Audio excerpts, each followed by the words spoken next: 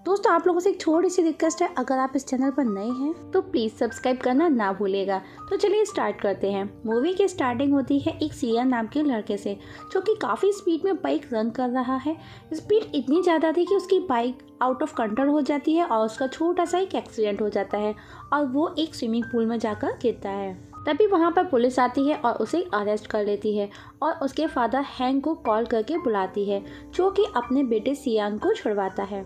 सियान जो कि अपने फादर को एज अ फादर ट्रीट नहीं करता, क्योंकि वो उसका स्टेप फादर है और वो उसे पसंद भी नहीं करता।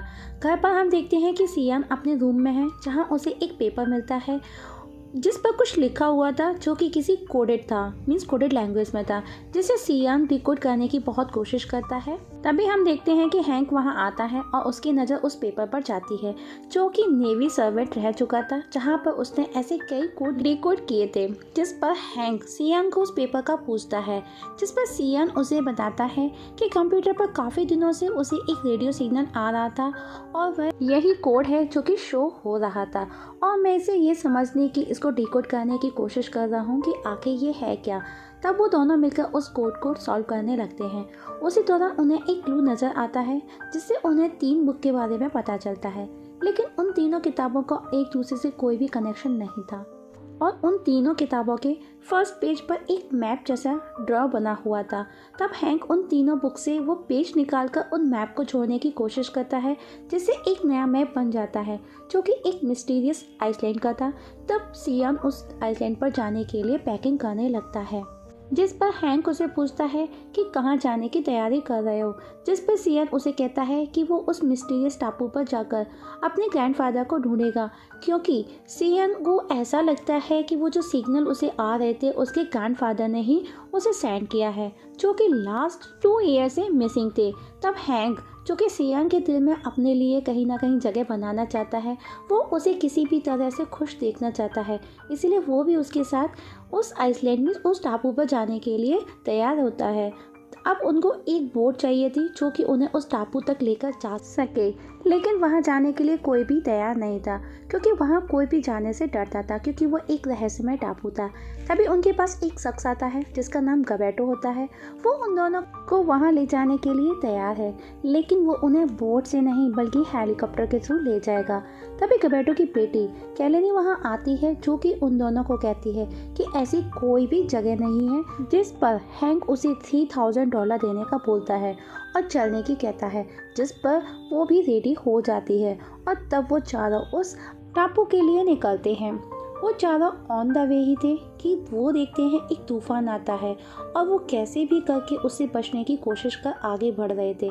तभी सियान एक बुक का फर्स्ट चैप्टर देखता है, जिसमें लिखा था कि उस टापू पर पहुंचने के लिए उनको एक तूफान से भी गुजरना होगा, जो कि वो उस समय उसी तूफान का सामना कर रहे थे।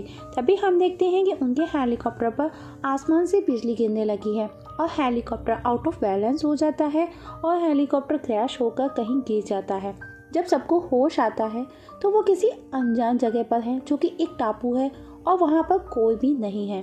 तब उन्हें एक गुफा दिखाई देती है, जिसके अंदर वो चारों जाते हैं। जैसे ही वो गुफा से बाहर पहुंचते हैं तो सबकी आंखें चकाचौंध हो जाती हैं वहाँ का नज़ारा देख, जो कि काफ़ी मिस्टीरियस था।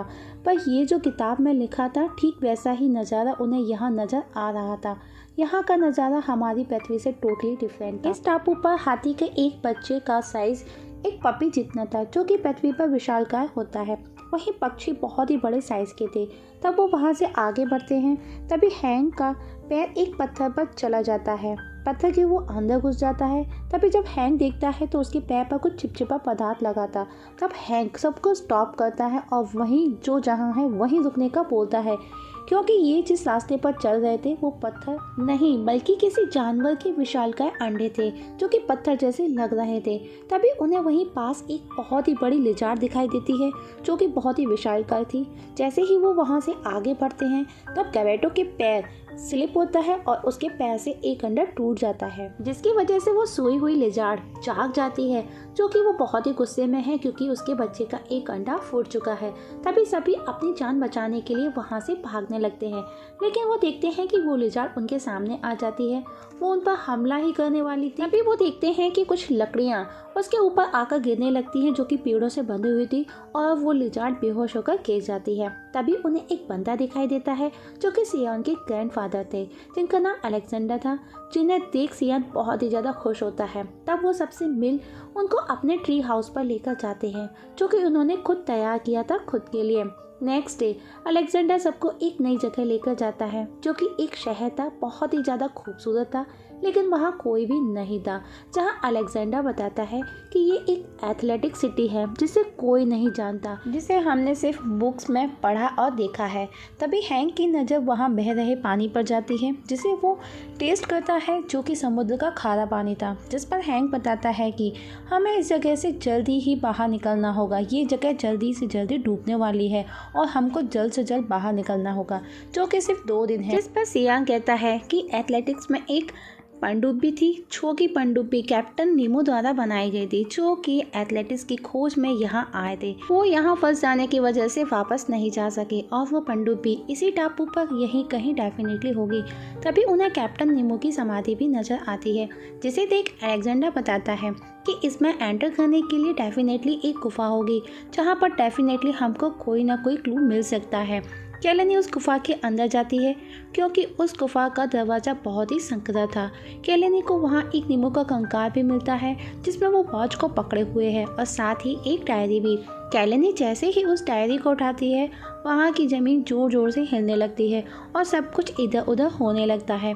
तभी केलेनी वहाँ से बाहर निकल आती है। तब केलेनी उस डायरी को सबको दिखाती है, जिसे पढ़ते हुए अलेक्जेंडर कहते हैं कि नॉटिलस, जो कि दूसरी तरफ बोस्टन की चोटी के नीचे किसी ज्वालामुखी की गुफा में मौजूद है, उस जगह के बारे में अलेक्जेंडर जानते थे। तब वो लोग अलेक्जेंडर को फॉलो करते हैं वहाँ जगह जाने के लिए। तभी रास्ते में उन्हें एक ज्वालामुखी नजर आता है जिससे सोना पिघल कर बाहर निकल रहा था। तब सियान आगे बढ़ने का कहता है क्योंकि वो ज्वालामुखी सोने के पहाड़ पर था, लेकिन हैंक कहता है कि पहले नॉटिलस को ढूंढना जरूरी है, अगर हम उस पहाड़ तक जाएंगे तो हम सब डूबकर मर जाएंगे। तब सब हैंक के पास से एग्री होकर नॉटिलस की सर्च करते हैं। तब उनको एक हाईएस्ट पहाड़ की चोटी पर पहुंचना है। तब हैंक अलेक्जेंडर से पूछता है कि वहां तक कैसे पहुंचा जाए। तभी अलेक्जेंडर वहां से चला जाता है और कुछ देर में जब वो लौटता है तो वो एक मधुमक्खी पर बैठा हुआ था। तब वो सब भी मधुमक्खियों पर सवार होकर उस पहाड़ पर पहुंचने के लिए निकलते हैं। वो सब ऑन द वे ही थे कि एक पक्षी उन मधुमक्खी पर हमला करता है, वो उनको खाना चाहता है। जहां उन पक्षी और मधुमक्खियों के बीच फाइट होती है, तब सभी कैसे भी करके उस पक्षी से बचकर मधुमक्खी से नीचे उतर जाते हैं, लेकिन सियान अभी भी उस पक्षी से लड़ रहा था और आखिर में वो पक्षी एक मकड़ी के जाल में फंस जाता है और सियान बच जाता है। तब वो वापस वहाँ से आगे बढ़ते हैं। अब जो कि रात हो चुकी है, सब थक चुके हैं, आराम करना चाहते हैं। तब वो एक जगह रुकते हैं और आराम करते हैं। तब गैबेटो अपनी बेटी केलेनी से बात करता है। वो उसे कहता है कि सियान एक बहुत ही अच्छा लड़का है, मुझे लगता है कि तुम उसके साथ खुश रहोगी। केलेनी कहती है कि वो एक अच्छे कॉलेज का स्टूडेंट है और वो शहर में भी रहते हैं, यहाँ से वापस जाकर वो हमें भूल जाएगा। जिस पर गैबेटो कहता है कि कोई बात नहीं, क्या हुआ अगर हम गरीब हुए, मैं मेहनत करके तुमको शहर के कॉलेज में पढ़ने भेजूंगा, तुम देखना। नेक्स्ट डे मॉर्निंग को जब सब सोकर उठते हैं तो देखते हैं कि वहाँ उनके आसपास ढेर सारा पानी है। तब हैंक कहता है अगर हमने वो पनडुब्बी जल्द से जल्द नहीं ढूंढी तो हम सब पानी में डूबकर मर जाएंगे, हमारे पास सिर्फ 4 घंटे ही बाकी हैं। तभी केलेनी देखती है कि उसके डैड उनके साथ नहीं है, जहाँ पर केलेनी को ऐसा लगता है कि वो उसकी खुशी के लिए उस गोल्डन पहाड़ के पास गए हैं, जिससे कि वो उस पहाड़ से थोड़ा सा गोल्ड लेकर आकर अपनी बेटी की सारी प्रॉब्लम दूर कर सके। अब जो कि समय बहुत कम है, तब हैंक और सियान पनडुब्बी को तलाश करने निकलते हैं और केलेनी अलेक्जेंडर के साथ अपने डैड को ढूंढने जाती है। तभी उन्हें गैबेटो दिखाई देता है जो कि पहाड़ से सोने का एक बड़ा टुकड़ा उठाने की कोशिश कर रहा था।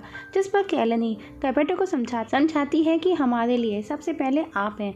वही हैंक और सियान उस सड़क की पीक पर पहुंचते हैं। वो देखते हैं कि वहाँ पानी ही पानी है, जिसकी वजह से उनको कुछ भी दिखाई नहीं दे रहा था। तब हैंक कहता है कि पहले 24 घंटे में कितना पानी बढ़ा है, ये जगह हमको नज़र नहीं आ रही है और नॉटिलस भी पानी में ही होगा। तब हैंक अपने बैग से 2 चिप पार्ट बैग निकालता है जिससे वो एज अ ऑक्सीजन यूज़ कर सके और उनको ऐसा लगता है कि वो पनडुब्बी ज़्यादा डीप नहीं होगी। तब वो दोनों पानी में कूद जाते हैं और नॉटिलस सर्च करते हैं और उन्हें वो नज़र भी आ जाता है जो कि बहुत ही बड़ी थी, जिससे कि सब लोग बाहर निकल सकते थे। वो दोनों उसके गेट को खोलने की कोशिश करते हैं, तभी एक इलेक्ट्रिक वेव्स उन पर हमला करती है जो कि फिश थी, लेकिन तभी उसका गेट खुल जाता है और वो दोनों पनडुब्बी के अंदर चले जाते हैं जहाँ पनडुब्बी में भी पानी ही पानी भरा था। तभी सियान एक बटन को दबाता है, प्रेस करता है, जिससे पनडुब्बी का सारा पानी बाहर निकल जाता है। तब वो दोनों उसे स्टार्ट करने की कोशिश करते हैं, लेकिन वो स्टार्ट नहीं होती। तभी हैंक की नज़र नॉटिलस पर जाती है जो कि पूरी तरह से रेडी है, जो कि 140 साल पुराना है लगभग, और उसकी बैटरी भी डेड है, जिसे स्टार्ट करने के लिए उनको अब करंट की ज़रूरत है। तभी हैंक को एक आइडिया आता है। बाहर गैबेटो, कैलेनी, अलेक्जेंडा वो सड़क की चोटी तक पहुंचते हैं जिनको हैंक और सियान नहीं मिलते। तभी सडनली बारिश स्टार्ट हो जाती है और साथ ही पानी का लेवल भी स्पीडली बढ़ने लगता है और वहाँ की ज़मीन भी धीरे धीरे धंसने लगती है और जाला भी पिघलने लगता है और अब एथलेटिक सिटी भी डूबने जा रहा था। वो तीनों एक बड़े पहाड़ जो कि ऊंचाई पर था उस पर खुद को बचाने की कोशिश कर रहे थे। उधर हैंक पनडुब्बी से पुराना ऑक्सीजन मास्क पहनकर बाहर आता है। हैंक के हाथ में एक भाला था जो उस बैटरी से लिंक था। उसका प्लान था कि कैसे भी करके वो उस इलेक्ट्रिक फिश से बैटरी तक कैसे भी करंट पहुंचाकर उस नॉटिलस को स्टार्ट करे। तभी हैंक को मछली नज़र आती है और वो हैंक पर हमला करने उसकी तरफ आती है, तो हैंक उस भाले को उस मछली के मुंह में घुसा देता है, जिससे कि फिश का करंट उस बैटरी तक आ जाता है और नॉटिलस भी स्टार्ट हो जाता है और इस तरह से हैंक का प्लान सक्सेस हो जाता है।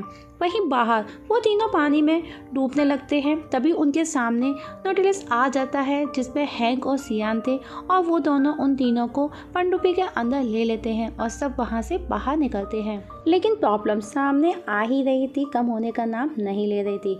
तभी वो देखते हैं कि उनके सामने पानी के बहाव से बड़ी चट्टानें नीचे गिर रही हैं जो कि उनकी पनडुब्बी के सामने आ रही हैं। तभी हैंक गैबेटो को पनडुब्बी संभालने का बोलता है और खुद मिसाइल के थ्रू उन चट्टानों को ब्लास्ट कर तोड़ता है और इस तरह से उनका रास्ता क्लियर हो जाता है और वो वहाँ से सेफली बाहर आ जाते हैं। अब मूवी दिखाई जाती है 6 महीने बाद, जो कि गैबेटो जो कि पनडुब्बी की गाइडलाइन सबको देता है, उसने गैबेटो लग्जरी टूर्स ओपन कर दिया है जो कि काफ़ी फेमस हो चुका है। वहीं कैलेनी शहर में सियान की फैमिली के साथ दिखाई जाती है जहाँ पर सब लोग काफ़ी खुश हैं। आज सियान का बर्थडे भी है। उसी दिन अलेक्जेंडा सियान को एक बुक गिफ्ट करते हैं जिस पर लिखा था from the earth to the moon. मतलब ये जर्नी अभी ख़त्म नहीं हुई है दोस्तों, ये एक न्यू जर्नी का इशारा है। मीन्स मूवी का नेक्स्ट पार्ट, और मूवी यहीं पर ख़त्म हो जाती है।